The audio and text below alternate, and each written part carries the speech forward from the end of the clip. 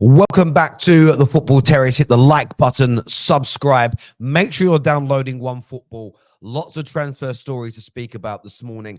Arsenal in their pursuit of Riccardo Calafiori. What's going wrong with it? We're going to delve into that in a little bit more detail. Chelsea in for a big Spanish signing. We're also taking a look at Nico Williams. We're looking at Pedro Neto, could be on his way to North London, and Man United in a shock move for another Dutch player. Hit the like button, subscribe. Let's go.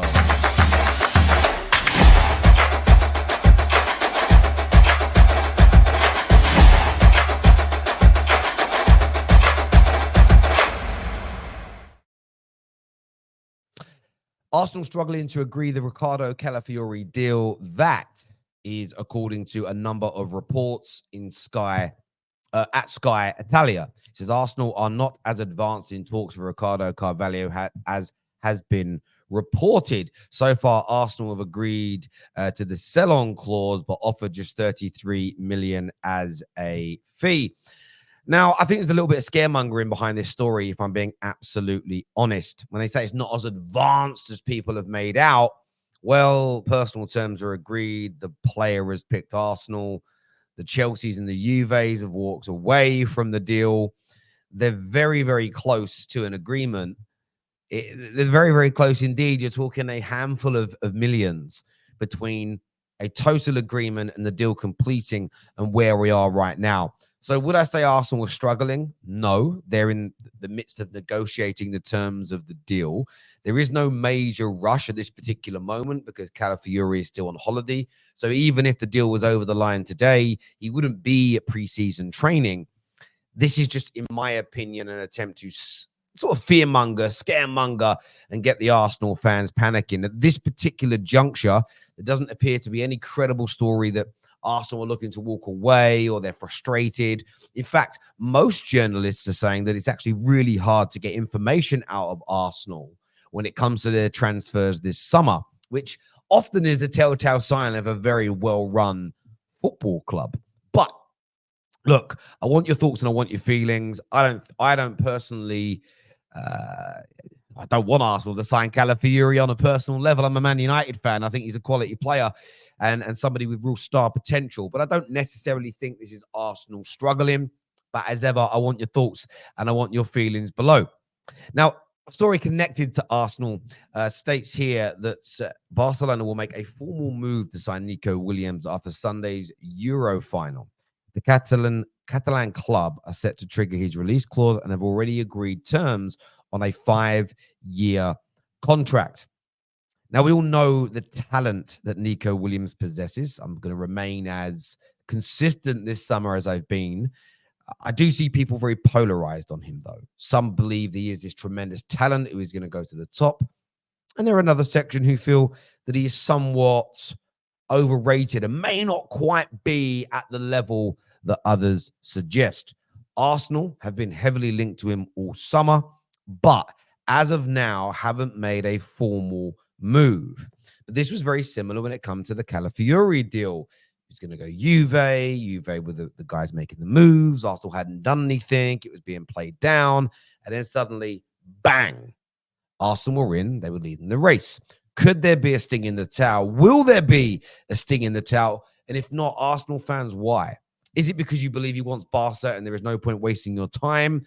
Are you disappointed that your club is not looking at him when he's been heavily linked to you? And who are the attacking players that Arsenal are going to go for? It's gone very quiet on that front. So I really want to gauge your views and your opinions on those stories. Now, staying in London, I'm going to go to North London first of all. We're going to come on to Chelsea soon. We're going to come on to Man United soon as well. But a story from Fabrizio says that Spurs are in regular contact with Pedro Neto's agent. Spurs would be happy to try for him, but only in normal conditions. So the deal depends on the fee, which is relatively normal. Most clubs, the deals are dependent on the fee. Pedro Neto is an interesting one. We know how talented that young man is. We know the skill and the quality that he possesses. The big question is, can he stay fit? And I think it is a very fair question.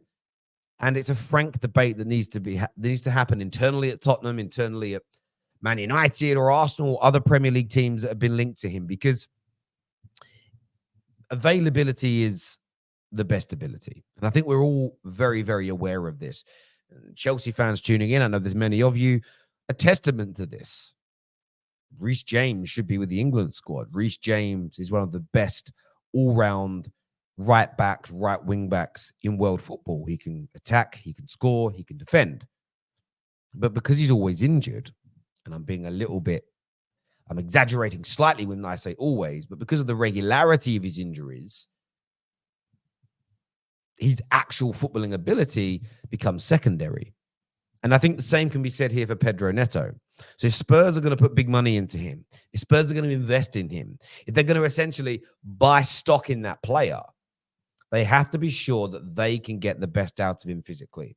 Because if he spends a third or half of his time at Tottenham over the next 4 to 5 years on the medical table, it is a poor, poor investment, regardless of what he does when he is fit. So Spurs fans, you're linked to Pedro Neto. You want him at a fair price. Do you want the investment in him, or should the money go elsewhere? Now, moving on to Manchester United. It states that United are lining up a shock move for Xavi Simons. He faces a big decision over his future, with United in the race with Bayern Munich. Now, of course, we have seen a sort of Dutch revolution, if you like, at Manchester United so far this summer, with Xerxes, a done deal that will complete. The formal announcement, by the time you're watching this video, may have been done. De Ligt is very likely becomes a Manchester United player. New coaches in, of course, the returning son of Manchester United in Ruud van Nistelrooy, a hero of our football club, and the Go Ahead Eagles manager Hake, who have come in as the new assistant coaches appointed by the Ineos board to help rejuvenate, get better football out of course, our Dutch manager, Erik ten Hag.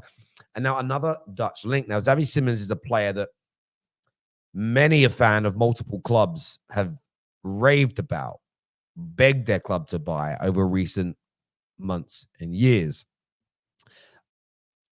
I didn't think he had the greatest of Euros, but at the same time, we always say you shouldn't judge a player based on an international tournament. If you look at his club career up until this point, highly, highly talented indeed. Now, what I find intriguing is the future of the likes of Bruno Fernandes appear to still be up in the air. So could a move for Xavi Simons mean the end of Bruno Fernandes? Potentially. If Man United do look to cash in on him, if they are looking for a brand of football that needs a technically more proficient attacking midfield player, all of these things are on the table. Man United have stated, barring Garnacho and Mainu, I think Lissandro Martinez, Højlund, and Onana, everybody else is for sale at the right price, and or if they can find a replacement. So I think this is a deal to watch out for. I think we have to keep our eye on this one. Bayern Munich, we know, are pushing hard. They're in a better position than Manchester United right now. But United have Man United and Man United. And as much as that will trigger some rivals, we still have Paul. And with the transfer business we've done so far, with the restructuring of our board, the great sell we now have is this isn't the Man United of the last 10 to 11 years. This is the start of something new and different. Brand new people running the club, new standards, new facilities on the way. It will be highly attractive to some football players. Man United fans, give me your thoughts, give me your feelings below. Now, I want to move on to Chelsea, and I saved the best story till last. And I say the best story till last because Chelsea fans come at me quite a bit to say, Terry, too many guys come on the terrace now bashing Chelsea. Well, firstly, we have a lot of Chelsea fans in our group chat. They can come on and defend them.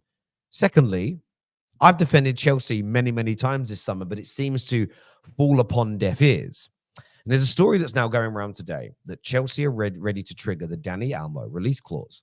Chelsea are weighing up triggering the £50 million release clause before it expires next Monday. According to the Mirror, the 26-year-old is attracting plenty of interest after scoring 3 goals and registering 2 assists for Spain during the Euros. Both Premier League and the Liga clubs are weighing up moves before Sunday's European final, with Chelsea having already held talks with his representation. Manchester City are also heavily linked, but Liverpool have repeatedly decided have reportedly decided against the move. And the reason why I say save this story to last is because a lot of people have got on at Chelsea for a lot of the young players they've been linked to again this summer. And it is my fervent belief that a lot of these young signings will never play for their first team. They are simply stocking up on young talent to sell them for profits in the future. It's part of their business model. Now, I think the signings of Tosin and Dewsbury Hall are actually really good.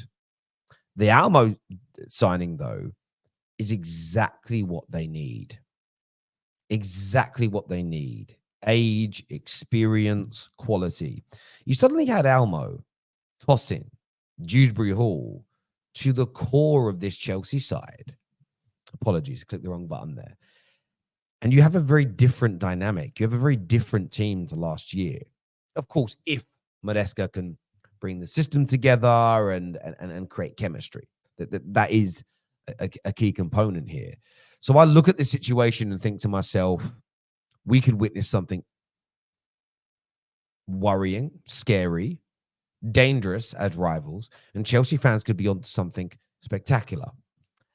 I feel as though the judgment around Chelsea, you can look at individual decisions, sales, transfers, preseason performances. I think you can look at each situation in isolation and assess that in its own merit.